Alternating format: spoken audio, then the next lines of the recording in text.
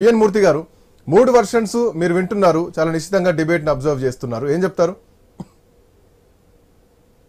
మీకు ప్యానెల్లో ఉన్న వాళ్ళకి నా నమస్కారాలు. ఇప్పుడు ఏదైనా ఒక పార్టీ గెలుపు ఓటములకి కారణం అంతర్గత కారణాలు, బాహ్య కారణాలు అని రెండు ఉంటాయి. మనం అసెంబ్లీలో చూసాం. అసెంబ్లీలో అతి అంచనాలతో బీఆర్ఎస్ వ్యవహరించిందని చెప్పి మనం అనుకోవాలా. నా సంక్షేమ పథకాలు నన్ను తిరిగి మూడోసారి గెలిపిస్తాయనే అతి అంచనాలు ఉండి డిఫెక్ట్ ఉన్న ఎమ్మెల్యే సీట్లలో మార్పులు కూడా చేయకుండా దాదాపు 119 మందిని వాళ్ళనే ఒక 7 చోట్ల ఎక్కడో మార్చారంట.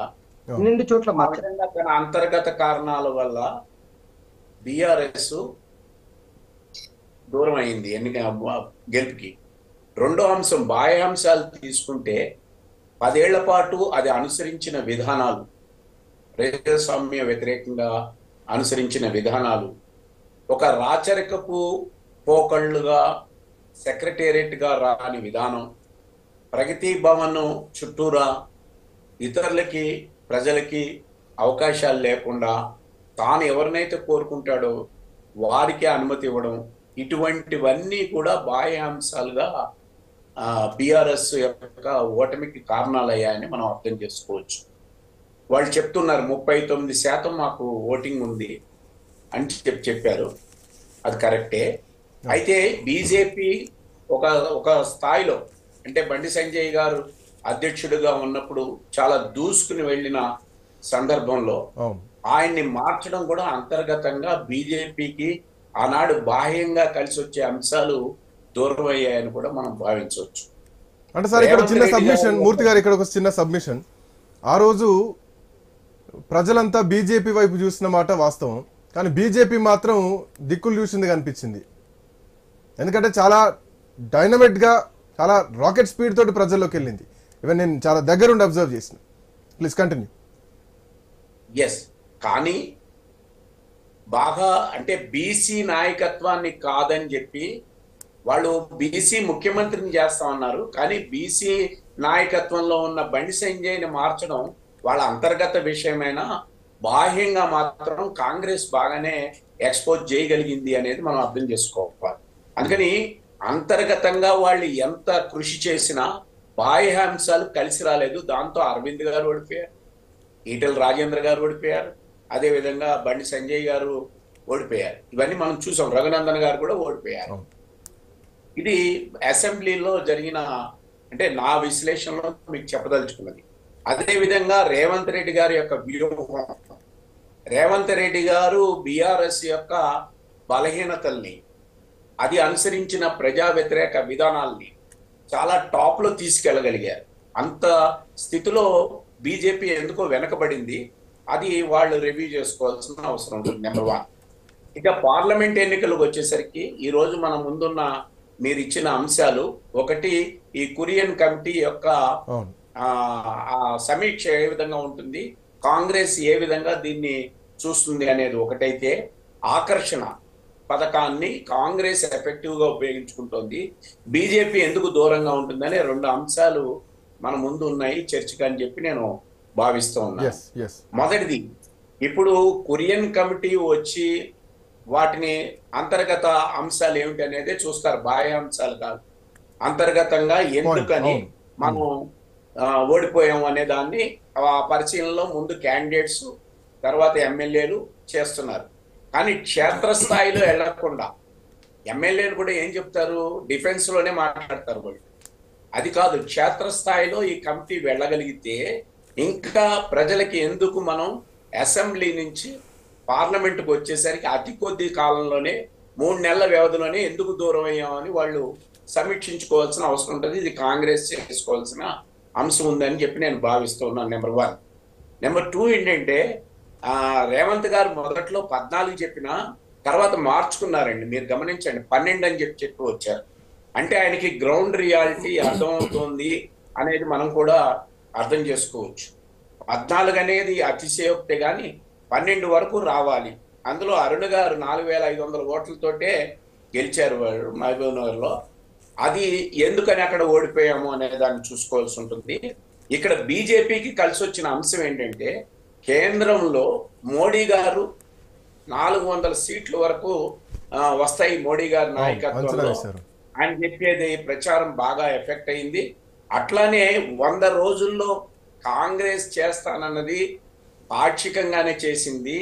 అది 6 కాదు, వాళ్ళు 13 అంశాలు అందులో ఉన్నాయి అనే విషయాన్ని ఎడాపెడా ఇటు బీఆర్ఎస్ అటు బీజేపీ కూడా ప్రచారం చేసి ఒక మేరకు కాంగ్రెస్ ని వాళ్ళని కొంత డిఫెన్స్ లో పడేసింది అనేది కూడా రెండో అంశాన్ని మనం అర్థం చేసుకోవాల్సిన అవసరం. మూర్తి గారు, ఇందాక మీరు మహబూబ్ నగర్ గురించి మాట్లాడుతూ ఒక 4-5 వేల ఓట్ల తేడా ఎందుకు జరిగింది అనేది అంచనా వేసుకోవాలి. సరే, ఆల్రెడీ ఏఐసిసి మెంబర్ గా ఉన్నారు కాబట్టి ఎక్కడ లోటుపాట్లు ఎక్కడున్నాయి, స్థానికంగా ఎక్కడ ఎఫెక్ట్ పడింది అన్నది మాత్రం అంచనా వేసుకోవాల్సినటువంటి అవసరం ఉన్నటువంటి క్రమంలో మల్కాజ్గిరి అనేది చాలా కీలకమైనటువంటి నియోజకవర్గమే. ఎందుకంటే అది ముఖ్యమంత్రి సిట్టింగ్ స్థానం. ముఖ్యమంత్రి సిట్టింగ్ స్థానం. శ్రీకాంత్, ఇప్పుడు మల్కాజ్గిరి అన్నది సిట్టింగ్ అని చెప్పి మనం తీసుకోవాల్సిన అవసరం లేదు. ఆ రోజు కూడా టిఆర్ఎస్ గా ఉన్న బీఆర్ఎస్ బలంగా ఉంది.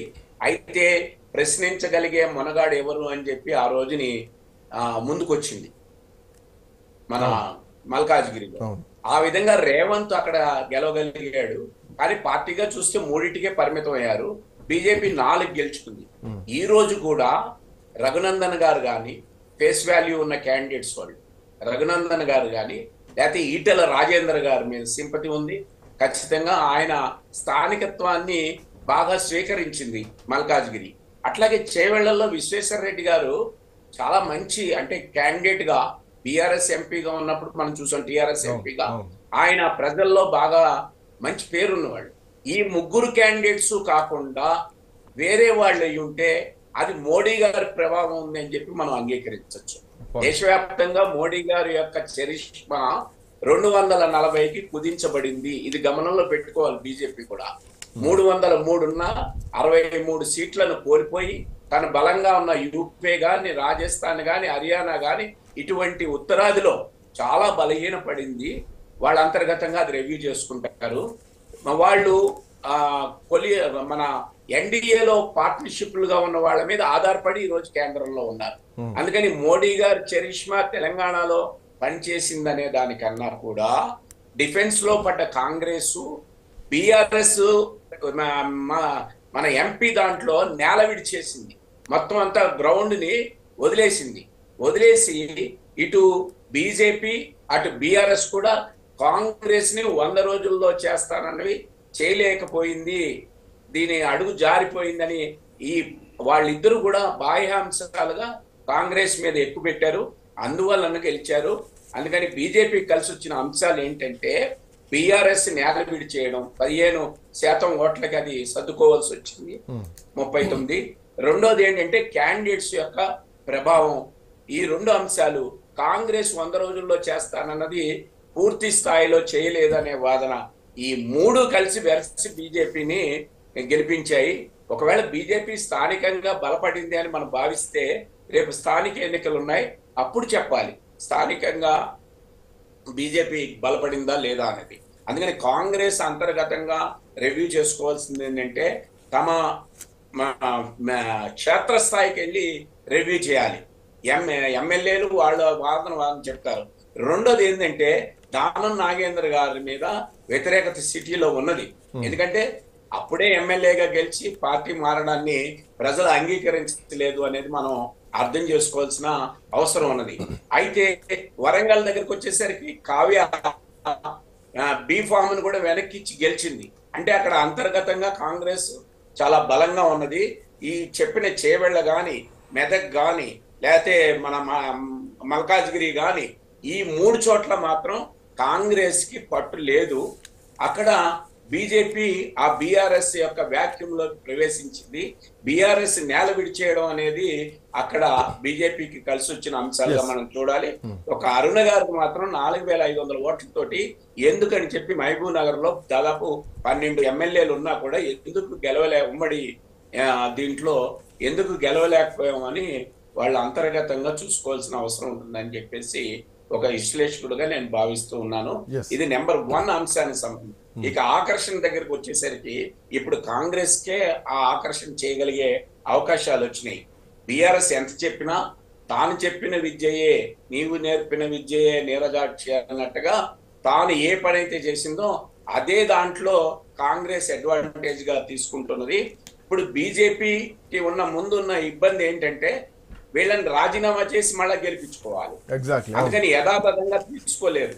కాబట్టి ఆకర్షణలో ఎమ్మెల్యేలు కానీ ఎమ్మెల్సీలు కానీ తీసుకునే స్థితిలో కేంద్రం లేదు.